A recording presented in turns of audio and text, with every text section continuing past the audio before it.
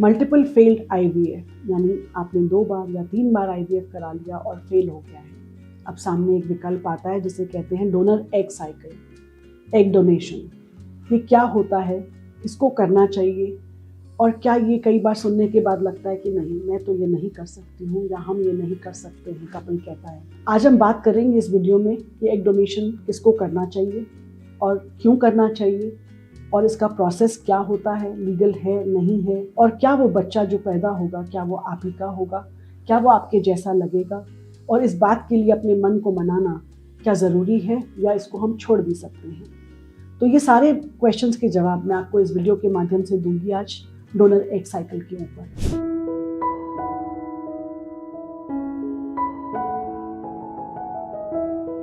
नमस्कार, मैं doctor Jyoti Bali, director Baby Soon fertility and IVF centre Karol Bagh में कार्यरत हूँ और आज मैं बात करूंगी आपसे डोनर एग साइकिल के बारे में। एग डोनेशन साइकिल तब सलाह दी जाती है आपको जब या तो आपके मल्टीपल फेल्ड आईवीएफ हों और जिसमें कारण बच्चेदानी और स्पर्म नहीं है।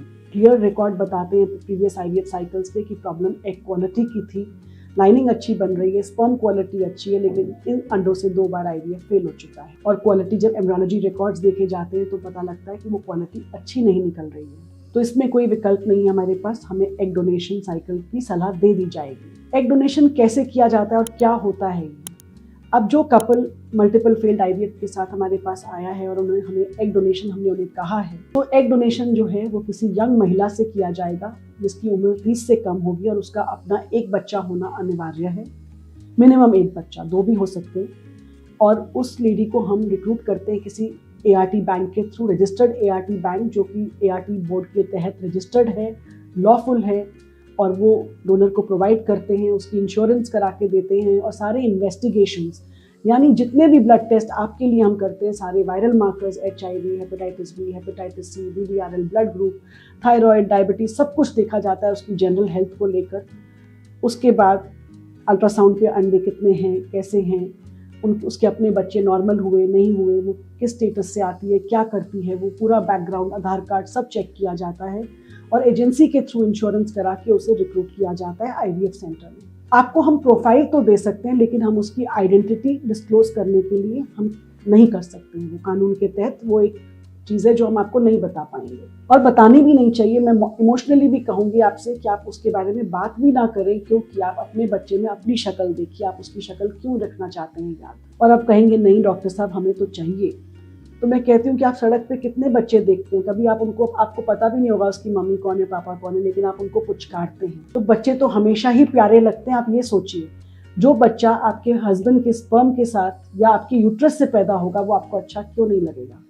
तो इस सवाल का तो जवाब मैंने आपको दे दिया कि आपको प्रोफाइल क्लिनिक ज़रूर देगी, सारे इन्वेस्टिगेशन ज़रूर दे सकती है, लेकिन आइडेंटिटी डिस्क्लोज नहीं करेगी। अब एग डोनेशन, एक तो मैंने कारण बताया कि जब आपके मल्टीपल फेल्ड आईवीएफ हैं तब आपको सलाह दी गई है कि आप एग डोनेशन कर लीजिए और 80% रिजल्ट आता है इन साइकिल्स के अंदर, जो कि एक बहुत अच्छा रिजल्ट है।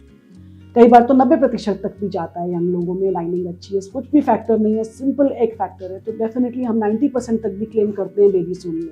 और कुछ ऐसे केसेस होते हैं जिनके अंडे बन ही नहीं रहे या कम उम्र में भी AMH कम है, उनके अंडों की क्वांटिटी ही नहीं है, तो वो भी केसेस होते हैं जहां हमें एग डोनेशन चाहिए होता है। एग डोनेशन का प्रोसेस मैं स्टेप बाय स्टेप आपको बता देती हूँ। जैसे मैंने अभी कहा कि रिक्रूटमेंट एक ART बैंक के थ्रू होगी, सारे इन्वेस्टिगेशंस होंगे, इंश्योरेंस कराई जाएगी और डोनर को कॉम्पनसेशन क्लिनिक देती है। पेशेंट को सिर्फ क्लिनिक को पे करना है, उनका डायरेक्ट संबंध ना तो ART बैंक से हो सकता है और ना ही डोनर के साथ हो सकता है। उसके बाद जब एम्ब्रियोज बन जाते हैं तो क्लिनिक आपको इन्फॉर्म करेगी कि एम्ब्रियोज बन गए हैं। उसके बाद जो रेसिपिएंट यानी जो कपल है, पेशेंट है, उसकी लाइनिंग प्रिपेयर की जाएगी बच्चेदानी की, और ये भ्रूण जो कि डोनर एग और उसके हस्बैंड के स्पर्म के साथ बनाए गए हैं ट्रांसफ़र किए जाते हैं उनकी बच्चेदानी यानी यूट्रस में, और 14 दिन के बाद हम वेट करते हैं प्रेगनेंसी रिजल्ट का। अब ये एग डोनेशन प्रोसीजर क्या सेफ है या नहीं है? जी ये बिल्कुल सेफ है। ये लीगल है या नहीं है? जी ये बिल्कुल लीगल है। और सक्सेस रेट मैंने कहा 80 से 90% जाता है इन साइकिल्स में, यानी 10 पेशेंट अगर आएंगे 8 या 9 प्रेग्नेंट होते जाते हैं। हो सकता है वो 10वां पेशेंट जो उसका लक नहीं साथ दिया वो अगले साइकिल में प्रेग्नेंट हो जाएगा, सेकेंड साइकिल में, बट अक्सर पेशेंट 80 से 90% पहले साइकिल में ही निकल जाते हैं और प्रेग्नेंट हो जाते हैं। अब सवाल आता है, पेशेंट्स पूछते हैं क्या डॉक्टर साहब बेबी मेरे जैसा दिखेगा? कोरा कागज़ है जी। स्पर्म आपके हस्बैंड का है, यूट्रस आपकी है, 9 महीने गर्भ संस्कार आप देंगी। पैदा होने के बाद आप उसे जैसा बनाना चाहें वो वैसा बनेगा। बच्चा बिल्कुल आप अपने आप को उसमें देखेंगी और बच्चा आप ही का लगेगा।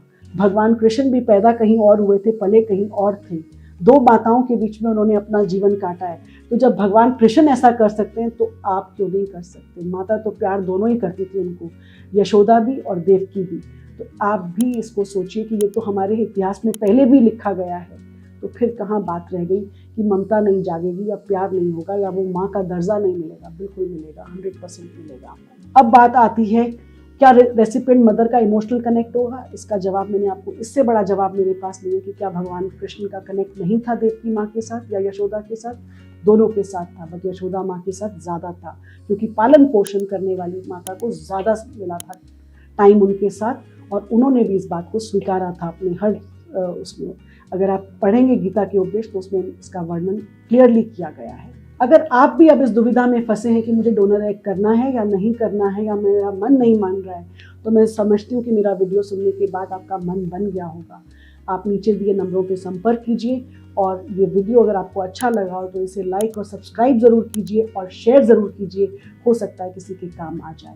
नमस्कार, doctor Jyoti Bali from baby Soon fertility and IVF centre.